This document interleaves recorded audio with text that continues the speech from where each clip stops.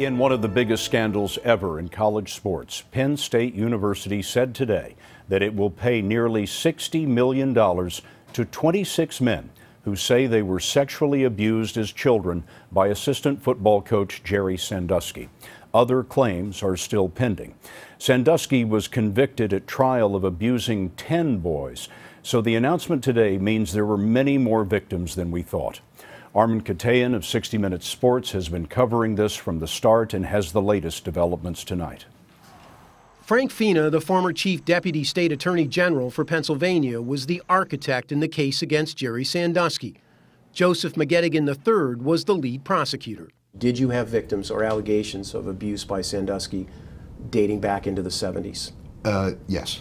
In their only interview about the case, the prosecutors were asked on 60 Minutes Sports in September about the number of potential victims still out there beyond the 10 who originally alleged they had been sexually abused by the former Penn State assistant football coach. I don't know. Well, there were 10 listed in There are the... dozens more. Yeah. Dozens. Dozens more. Yep. Today, those words held true when Penn State announced it had settled or agreed in principle on the nearly $60 million settlement. The Board of Trustees has had as one of its primary objectives to reach settlements in a way that is fair and respects the privacy of the individuals involved, said the board's chairman in a statement.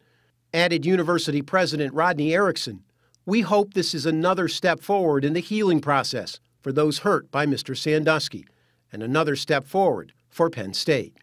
In a June 2012 trial, the then 68-year-old Sandusky was convicted of 45 counts of criminal sexual abuse and other charges. He was sentenced to no less than 30 years in prison. To this day, he maintains his innocence. Matt Casey is an attorney for 7 of the victims included in this settlement, among them one of Sandusky's adopted sons. Matt.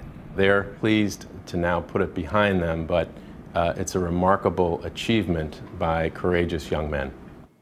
University officials said the settlement funds will come from the school's liability insurance, but Penn State's problems are far from over. 3 top university officials, including former President Graham Spanier, are likely to stand trial next year on charges they covered up years of Sandusky's abuse. Armen, as you said, Sandusky was convicted of abusing 10 boys. Were any of those 10 part of today's settlement? Scott, we've learned all but 2 of those involved in that original indictment, meaning 8, are part of today's settlement.